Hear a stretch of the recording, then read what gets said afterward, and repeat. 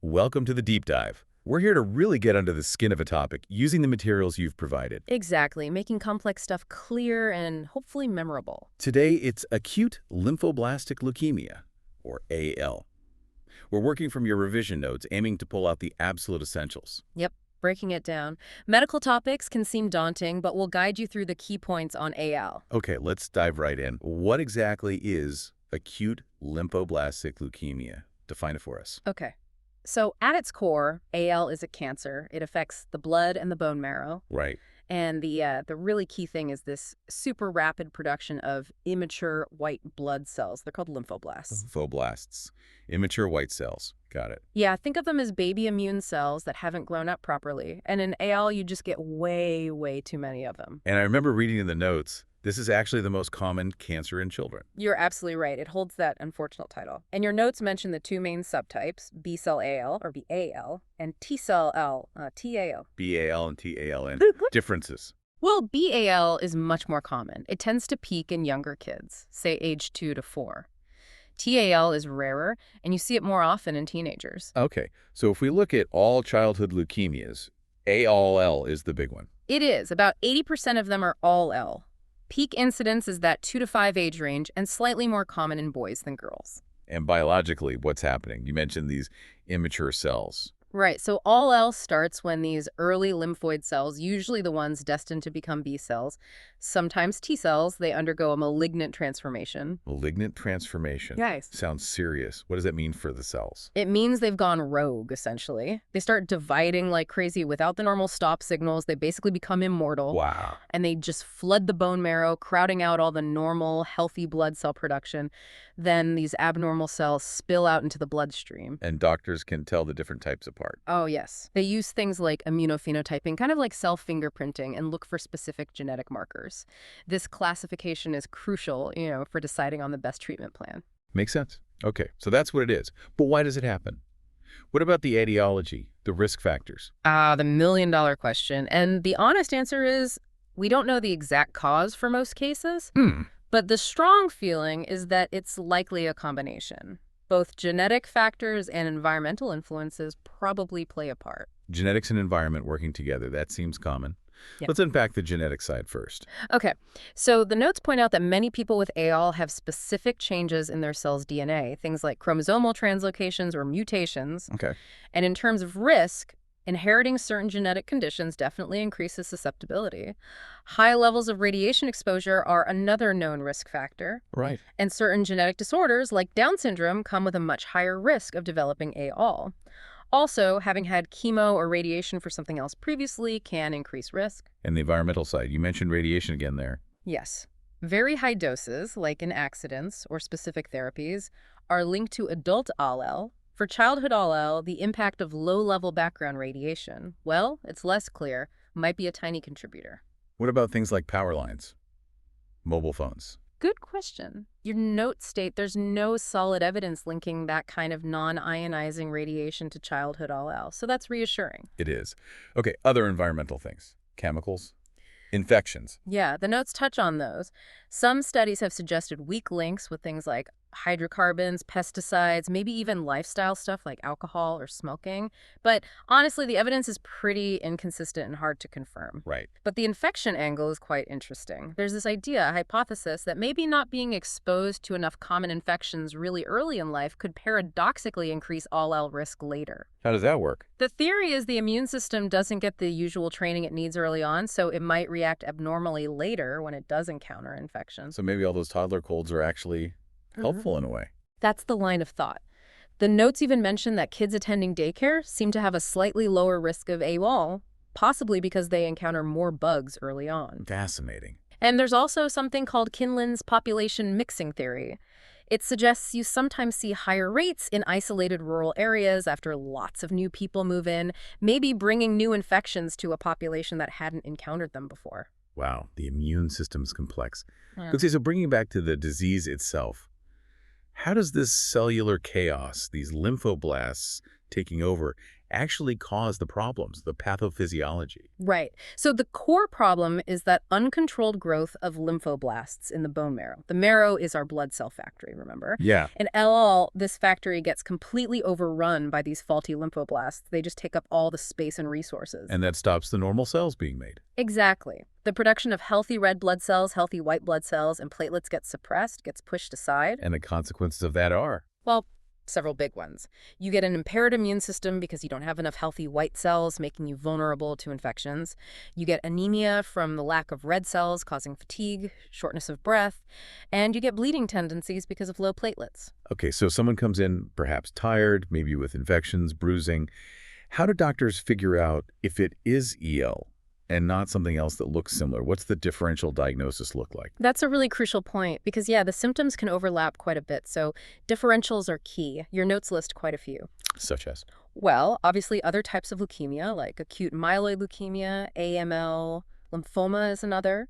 Then there are other blood disorders, myeloproliferative or lymphoproliferative disorders, myelodysplasia, aplastic anemia, even things like ITP, idiopathic thrombocytopenia. So mostly other blood-related issues. Mostly, but not entirely. Certain infections can mimic it sometimes, like EBV glandular fever or parvovirus B19. And sometimes other cancers spreading, metastatic cancer, or other childhood cancers like neuroblastoma or rhabdomyosarcoma could present with similar features. Even non-cancer things like bone infections, osteomyelitis, or juvenile idiopathic arthritis need to be considered. It's quite a broad list. Really underlines why thorough investigation is needed. Absolutely. Let's zoom out a bit then. Epidemiology. What does that tell us about AL? How common is it? Who gets it? Right. Epidemiology gives us that population level view. So your notes say that in the UK, ALL is the #1 childhood cancer, about 1/3 of all cases. 1/3, wow. Yeah. Incidence is about 4.5 cases per 100,000 kids under 15 each year. That works out to around 790 new cases annually in the UK. And globally, similar picture? Roughly similar pattern, yeah. Global incidence is around 3 per 100,000, again, mainly in younger kids under 6. We already mentioned the peak age is 0-4 years, and that slight male skew. And causes, does epidemiology give us clues there? Well, it reinforces that there aren't many simple, direct causal links identified. It really points towards that complex interaction, genes and environment, maybe environment and infections. You mentioned genes before. Does the epidemiology add more detail? It does. Some strong statistical links. For instance, identical twins, if one gets AL, the other has about a 25% chance of getting it within a year. That's high. It is. Even non-identical twins have a 4-fold increased risk compared to the general population. And we talked about Down syndrome. That's a 10 to 20 times increased risk. Huge increase. Yeah. And other conditions where chromosomes are fragile, like Fanconi's anemia or ataxia-telangiectasia, also carry higher risk. It's striking that a large majority of patients, maybe 80% of kids, 60-70% of adults, have detectable genetic abnormalities in their leukemia cells at diagnosis. Specific abnormality. Yes, things like chromosomal translocations, where bits of chromosomes swap places. Some can even happen before birth, creating these fusion genes like TEL-AML1, which might be an early trigger for the disease process. Okay, those genetic links are clearly important. Let's switch back to the patient experience. How does ALL typically present? What are the clinical features someone might notice? Symptoms usually creep up over a few weeks, and a lot of the initial signs come from that bone marrow failure we talked about. Right, the crowding out effect. Exactly. So you get anemia symptoms, fatigue, feeling breathless, maybe dizzy. Your notes have a mnemonic AED, anemia causing aching or fatigue, and dyspnea, breathlessness. Okay.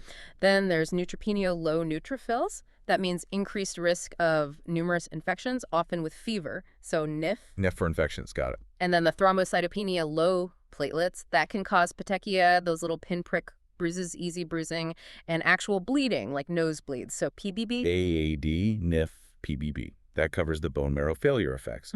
What about the lymphoblasts themselves accumulating elsewhere? Good point. That causes another set of signs. You can get swollen lymph nodes, lymphadenopathy, sometimes an abdominal mass because the liver or spleen gets enlarged, hepatomegaly or splenomegaly. Bone pain is quite common too because the marrow is just packed full. Less often, the kidneys or testicles might get enlarged.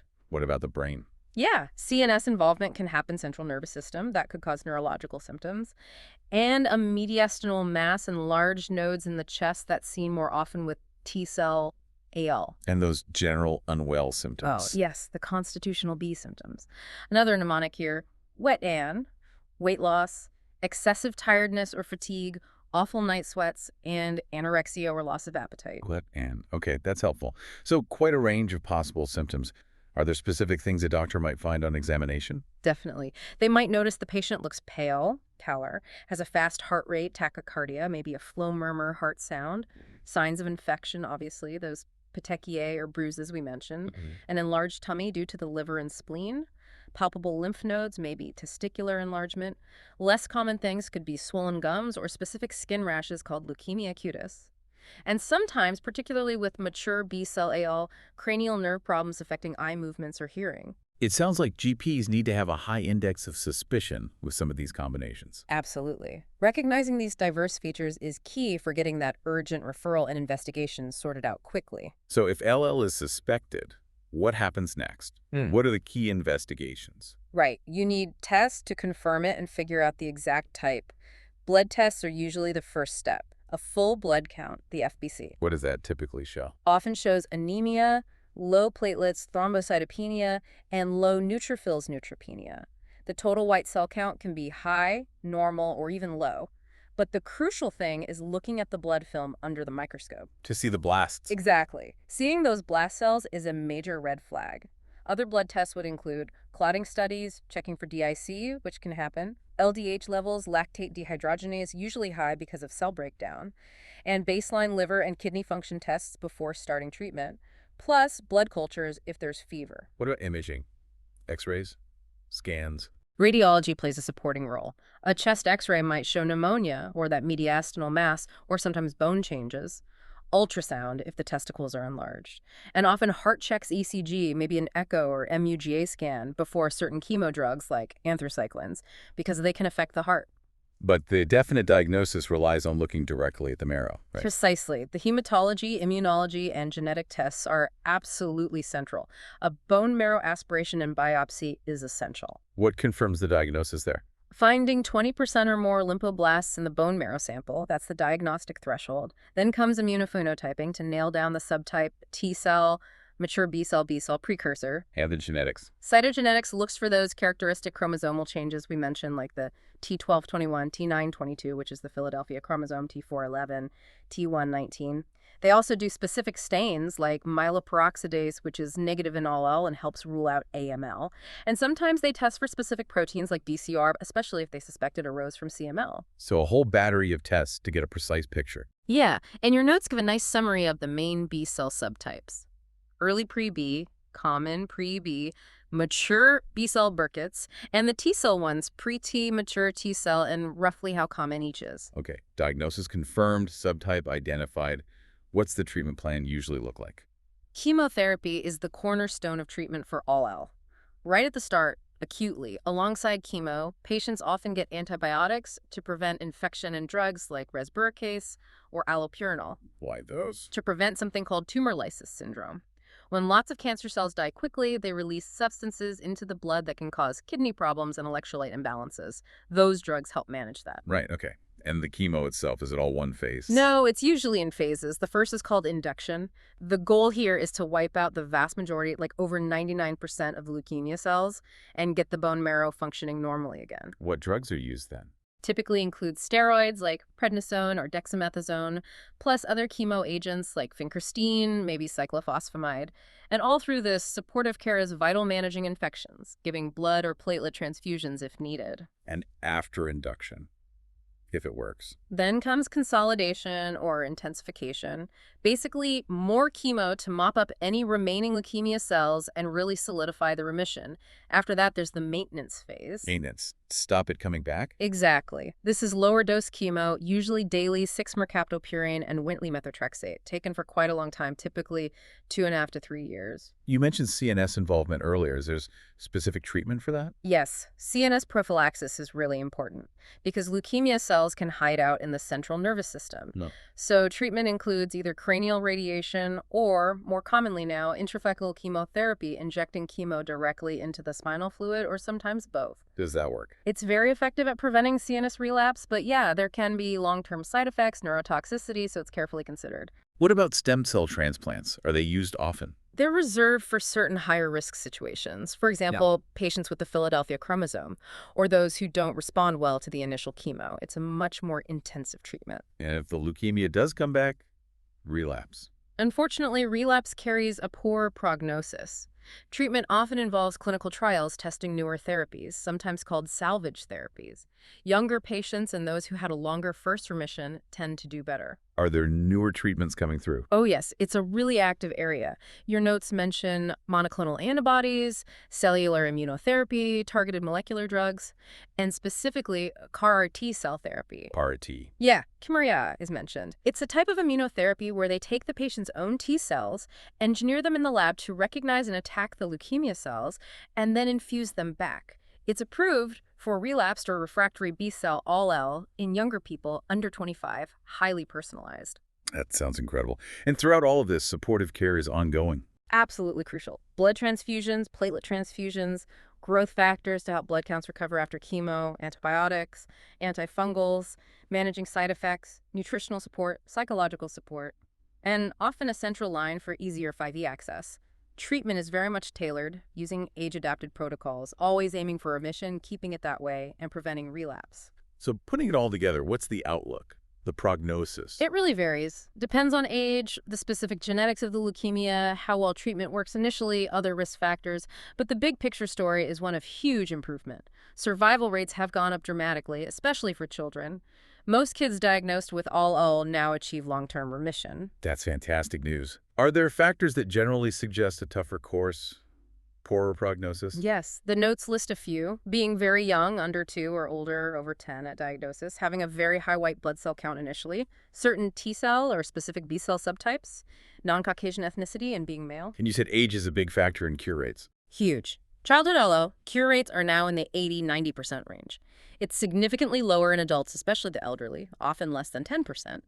Adults tend to have less favorable genetic types, but how quickly the leukemia responds to the initial chemo is a very good sign.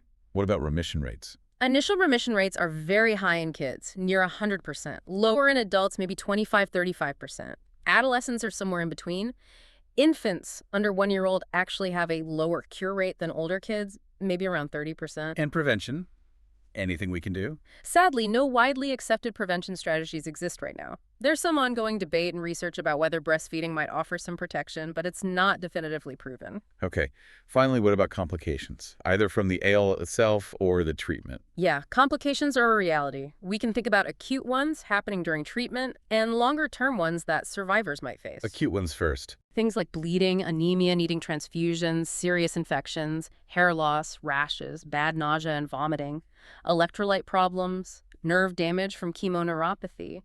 It's a long list, varies with the drugs used. And longer term for survivors. That's also a significant concern. Potential issues include heart problems like cardiomyopathy, lung damage or fibrosis, effects on growth, thyroid issues, infertility, a slightly increased risk of developing other cancers later in life, and psychosocial effects too.